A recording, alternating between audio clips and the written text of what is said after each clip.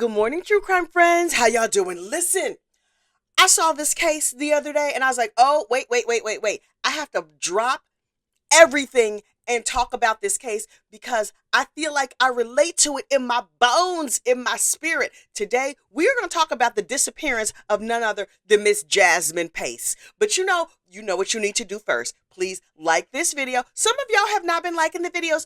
Pretty please like the video. It's the best way you can help other people find this channel. Also, subscribe to the channel if you haven't already. So listen, Jasmine Pace was like a 20-something-year-old college student, and she was like, you know what? I would like to find love. Just like all my friends, they have boyfriends and stuff. And I feel like I want a boyfriend too. Let me go on one of these apps and see if I can find a dude. So she meets this dude, Jason Chen, right? And I was like, okay, that's nice. She found herself a nice boyfriend. Everything is going to be good. Now, according to the neighbors, Jason Chin was weird. But look, my neighbors might think I'm weird too. So I'm like, okay, you really can't hold that against him too much.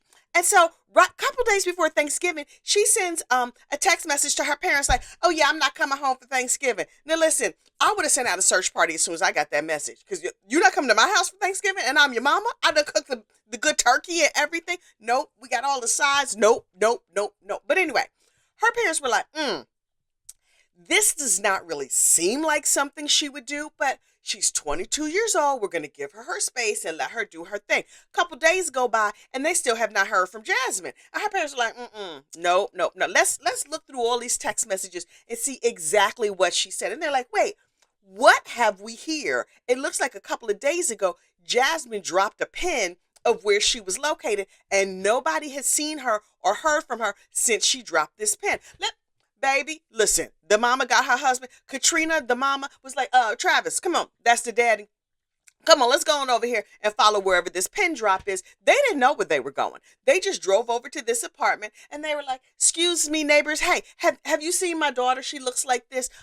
Wait, what now? What is this you're saying? You heard like a scruffle, a kerfuffle in that apartment over there? Okay. So they went and knocked on the door like, hey, hello? Hello, is anybody home? Knock. Nobody's here. Baby, can you kick down the door? So the father did what any good father did, and he committed a B&E looking for his daughter. Yeah, that's what you do when your kid is missing. If you have to listen, we here at Gossip, Rumor, and Innuendo LLC, don't sue me, do not advocate the breaking of any laws, also the breaking of any legs or doors. But if there is an exigent circumstance and your child missing, in my opinion, is an exigent circumstance, please feel free to break in. I am not a law. I am not the law. I am not a lawyer. Don't take legal advice from the gossiping lady on YouTube. Anyway, so the parents break in the apartment and they're like, okay, it looks, what is that, bleach? Smell like bleach in here. Everything looks really clean. Oh, our daughter's ID and some of her other personal belongings are here. This is not good. She's missing and her phone and ID are right here. Okay, we're going to do the right thing. Boop, boop, boop, boop. Hello, 911. Listen, we don't know who live in here, but it's some real suspicious situations happening. And so we would like you to come and investigate. So the police came out and they were like, oh, yes, your 20-something-year-old daughter is missing. P.S. She has the right to go missing if she wants to. Not if you're my child, you don't. Anyway, so they did their little investigation. They're like, okay, we're going to go and we see like there's cleaning supplies or whatever. This looks suspicious. So we're going to go get a warrant and go get all the things. And we're going to come back and we're going to investigate the apartment. So that's what the police do. They go, they get a warrant and they investigate the apartment. And they discover that this apartment belongs to Jason Chen, Jasmine's new boyfriend. Okay. So the parents stand around and they're like, oh, this doesn't look good. We're wringing our hands. We're rocking back and forth. If it was me, I would get hyper vocal. When I get nervous, I talk a lot. To be clear, I talk a lot anyway. But if I'm nervous, it gets real bad. It does not go good for others. It actually helps me calm down. But other people are like, oh, Lord, is there an off switch on that girl? She needs to shut up. But it is what it is. So anyway, the parents are just like, oh, okay, police, I see you're using luminol and you saw those cleaning supplies that he has over there. Okay, this does not look good. And so the police finish their work and the parents are like, oh, we're so worried. We're so upset. And the police are like, okay, y'all can go ahead and go home. So the parents were like, okay, is the popo gone? Are they fully gone? So the parents break back in and run their own investigation. The way a parent should, in my opinion. Please don't take legal advice from me. Anyway, so the parents break in and do their own investigation. Look, this is what Amazon fingerprint kits are for. Doesn't Amazon have DNA collection? Or listen, everybody got DNA collection in their house. Get yourself a pair of kitchen tongs and some Ziploc bags. Child, that's all the evidence collection you need. You keep it safe in the bag, and then you can write, the little label that's on the outside of a Ziploc bag. That's what that's for. Glove found in the bedroom. You take some pictures. You do your own luminol test. Whatever you need to do. Look, you could probably go on YouTube and figure out how to make luminol at home. Anyway, so they run their own investigation, and they remove items from young Jason's apartment because they're like, the police did not investigate good. I feel like we have watched enough CSI. We could run our own investigation. So they run their own investigation and they remove items from Jason's apartment. Oh, I hope they put them in Ziploc bags, to preserve the evidence and stuff. So they keep this stuff for a little while, and then they're like, okay, we're done investigating. Hello, knock, knock, knock. Police, here you go. Here's some evidence that we collected on our own that clearly you missed. We took an iPad. We took our daughter's ID. We took some other stuff. And the police were like, ma'am, stop helping. And the mama was like, okay, but I'm gonna keep helping because I didn't stop being a mama just because you asked me to stop helping. Let that have been me. I would have hired a whole detective squad, let me mortgage this house and just get a whole detective squad to go looking for my baby. Anyway, they held vigils and they did search parties and they were all on the news and did all the things. And they looked and looked and looked. And then finally, somebody found young Jasmine. No longer on this mortal coil. Terrible. And she was in a suitcase out by the water. Now, the police did find her based on like cell phone pings or whatever. Turns out the police were running their own investigation. Well, good. They should have been investigating. They had the power to like subpoena, all the tracking data or whatever from the phone company. And they found that Jason Chin, the boyfriend, had gone to his parents' house because they couldn't find him. They was like, where is this boy? Oh, according to his cell phone pings, he's at his mom and daddy house. Okay, cool. So they go to the mom and daddy's house, and then they see from his cell phone that he's gone over by the waterfront and down in some kudzu, child, that's some bushes and stuff. Down in some bushes, they find young Jasmine in a suitcase inside. They put Jasmine, it was a tiny little thing. Ooh, child, the benefits of being fat. It's hard to kidnap you. It's hard to drag you someplace and throw you down by the river. Anyway, so keep enjoying your Big Macs or whatever you're doing. So apparently Jason impaled her 60 times. That's a crime of passion. And then he had her all like shackled up, and he put her in a garbage bag and then put her in a suitcase and then threw her in the bushes down by the river. Terrible. And so they arrested him. I hope the mama was not there when he got arrested, because as a mother, I can let you know he would not have arrived at the police station in good shape.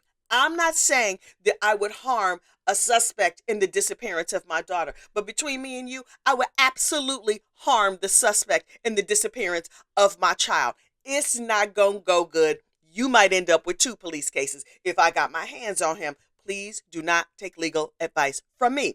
Anyway, so they find him and he's like, I would like to plead not guilty and I would like to get out, please, because I don't seem like I would run away at all, despite the fact that I lived for several years in China and I have family there. Yeah. Okay. So the the judge was like, oh, right. You have some ties to this community, but you have a lot of family in another country. Okay, sir, you're going to need to sit your behind down in prison and just stay over there. Okay, cool. And then after Jason gets arrested, all these people from high school and stuff come out and they're like, he always was really weird. He was catfishing people. He was pretending to be other people. He had a lot of strange habits. Jasmine, girl, what did you see in this creep? I am not shaming the girl who was no longer on this mortal coil. By all accounts, she was just like a lovely, wonderful human being who hooked up with a crazy person. I hate it when that happens. Anyway, so finally, this case has wound through the judicial system for the last couple of years, and they had a preliminary hearing the other day. Apparently, our friend Recovery Addict live streamed the hearing because I found Recovery Addict's coverage on it when I was doing research for this case. And by research, I mean, looking at a couple YouTube videos. Anyway, So during the hearing, the defense attorney was like, the parents broke into the apartment. They committed a B&E. So they got Jasmine's mama up on the stand, and they were like, Katrina girl, the defense attorney, Katrina girl, is it usual for you to break into an apartment? Look, if looks could unfortunately unalive somebody, she was like, no. She had no time for his mess. I'm telling you, none, not a drop, not a second, no time for his mess. And he said, is it usual for you to take things from the apartment of an accused? And she was like, is it usual for my child to be missing? Let me tell you something. That's not exactly what she said, but that's what I would have done. And somebody would have been like, objection, neck wag, because I would have been like, y'all. The fact that this mama did not fly over the stand, like, who was it? What was that boy's name? Dio Redden, who flew over the table and went and attacked the judge. Please don't do that. That's terrible, and you go to jail for a long time. But that mama, in my opinion, would have been perfectly within her right to fly off the witness stand and just throttle that defense attorney. Please do not take legal advice from me. Anyway, she was just like, it's not usual for my child to be missing. And in my mind, she said, what you want from me?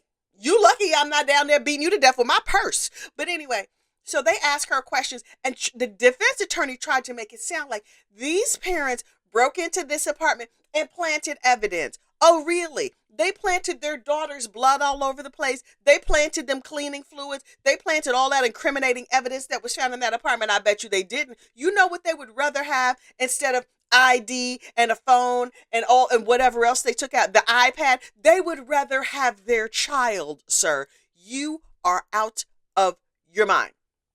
So anyway, Jason Chen is being held without bond down there in Tennessee, Chattanooga, I believe. Oh, we used to go there when I was a kid.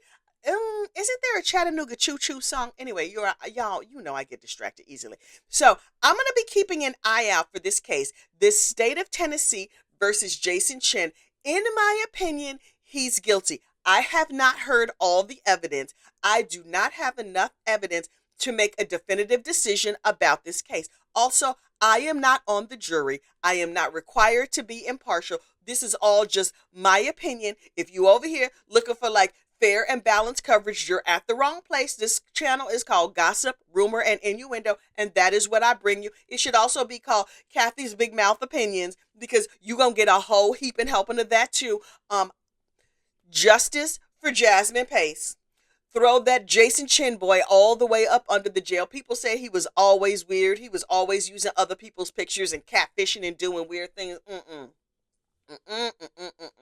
I hope it's no parents in that jail where he's going, because that's not going to go good for him. Anyway, y'all have a good weekend, and I will talk to you soon. Bye.